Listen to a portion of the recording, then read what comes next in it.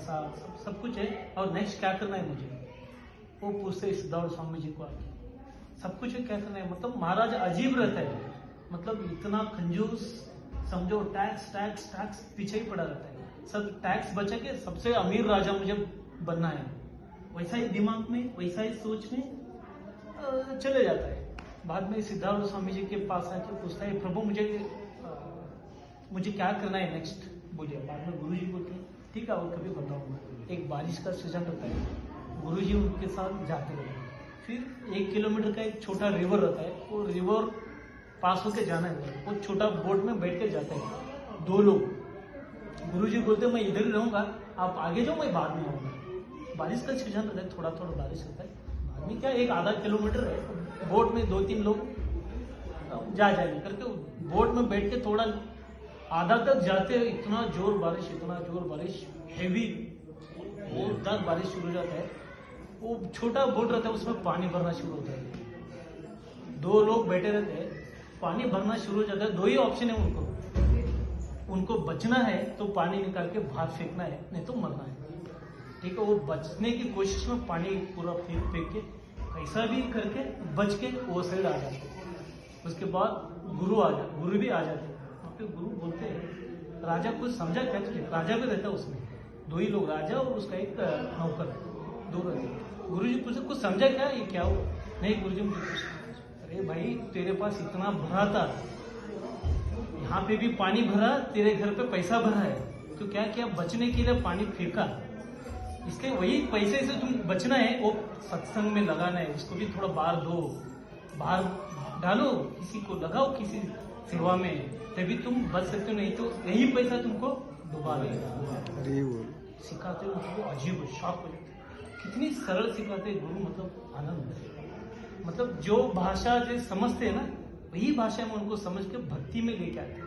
एक बार गुरु के शरण में चला गया, समझो कितना भी मंद बुद्धि हो या अहंकारी हो, वो शरण में आता ही है, गुरु गारंटी देते हैं। बाद में वो हर महीना अन्न सत्संग सेवा शुरू कर जाए।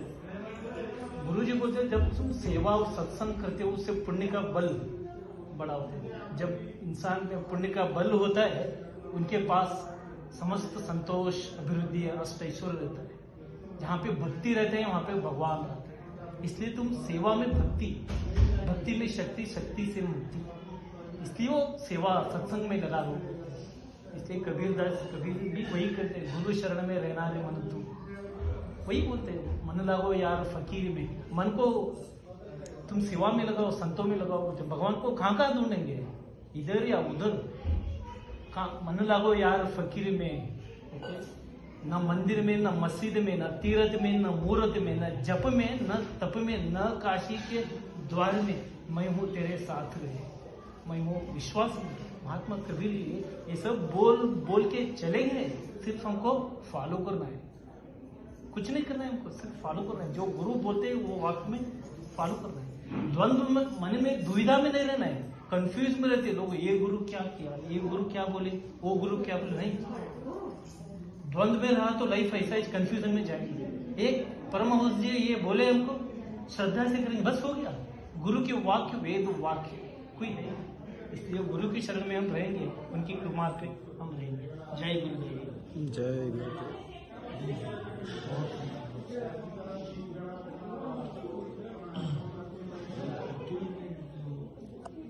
मेरा है इसका दीन का दीन भाव,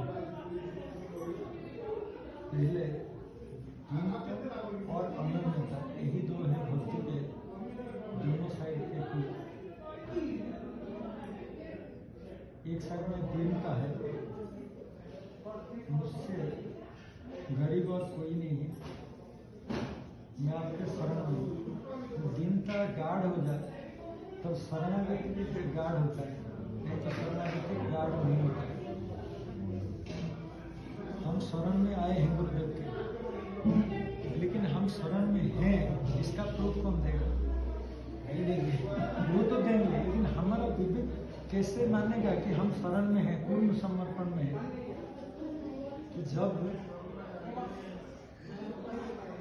शरीर भाव नहीं रहेगा, शरीर भाव नहीं रहेगा तो छोटा सा सिर्फ 2 मिनट के लिए बोलता हूँ, उसके बाद आप सब बोलिए। हमारे जो दिन कृष्ण भाई हैं वो बोल रहे थे, एक गांव में एक साधु महाराज जी आए। साधु महाराज जी आए गांव में, तो एक गांव के कोने में बैठे। बहुत दिन रहने के बाद सब उनके जो सत्संग सुनने लगे, उनको गुरु मानने लगे बहुत लोग। तो ऐसे ही एक उनका शिष्य था, बहुत धनी था शिष्य। वो गुरु के शरण में आया। गुरुदेव उनको सिर्फ एक चीज बोले, तेरे को मुझे पूर्ण समर्पण कर दो, फिर तुम कुछ चिंता मत करो, उसके बाद मैं ही तुम्हारा सब भार ले लूंगा। इतना ही बोल दिया। और तुम्हें कुछ भजन भी नहीं करना है, कुछ नहीं करना है, सिर्फ मुझे पूर्ण समर्पण करना है। जो भी तुम्हारे पास है, जो भी तुम सब कुछ समर्पण करो। तो एक दिन क्या हुआ, ठंडी का मौसम आ रहा था, बहुत कड़वा ठंड, मतलब बहुत ज्यादा ठंड पड़ रहा था। तो वो आदमी क्या किया, वो जाके कश्मीर जाके बहुत बढ़िया सा कंबल ले आया। जो कंबल वो भी ओढ़ता नहीं था, उसका बहुत ज्यादा पैसा खर्चा करके, गुरुदेव है वो तो मानता है ना गुरुदेव को, फिर वो बहुत बढ़िया कंबल ले आया। आके फिर गुरु के आश्रम में पहुंचा, देखा कि गुरुदेव 4 लोगों के साथ बात कर रहे हैं, 4 शिष्यों के साथ। तो खड़ा रहा, शिष्टाचार है, वो बीच में नहीं बोल सकता था, साइड में खड़ा है। गुरुदेव बहुत देर तक खड़े होने के बाद गुरुदेव फिर उससे देखे, बोले कि कैसे आना हुआ बेटा। लेकिन गुरुदेव मैं भेंट लाया था आपके लिए।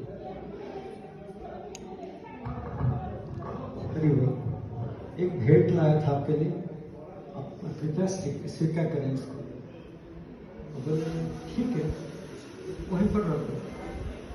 फिर वो रखने के बाद वहां पर खड़ा हो, तो देखना चाहता था कि गुरुदेव के मुंह में, मैंने फेस में वो प्रसन्न का भाव आ रहा है या नहीं।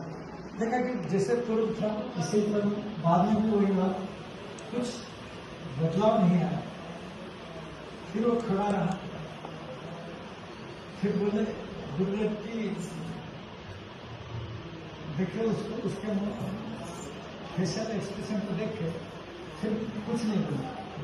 थोड़ी देर बाद वो ऐसा ही खड़ा है, तो गुरुदेव उसको लेके पकड़ के थोड़ा खुश हो। फिर क्या हुआ, थोड़ी देर बाद गुरुदेव बोले 4 लोगों को, वो जो देख रहे हो ना घर में ब्लेड है, उसको ले फिर बोले 4 भाग कर दिया। वो आदमी खड़ा है वहीं पर, उसके सामने ही उसको 4 भाग कर दिया। फिर बोले कि तुम 4 लोग 4 भाग ले लो।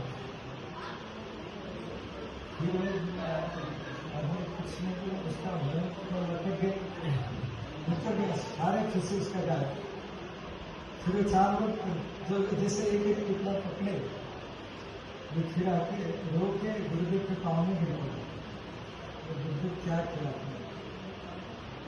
मैं जिस कंबल को नहीं होता उससे भी ज्यादा कीमती कंबल आपके लिए लाया, कश्मीर जाकर। और ऐसा कंबल राजा महाराज को भी नहीं होता।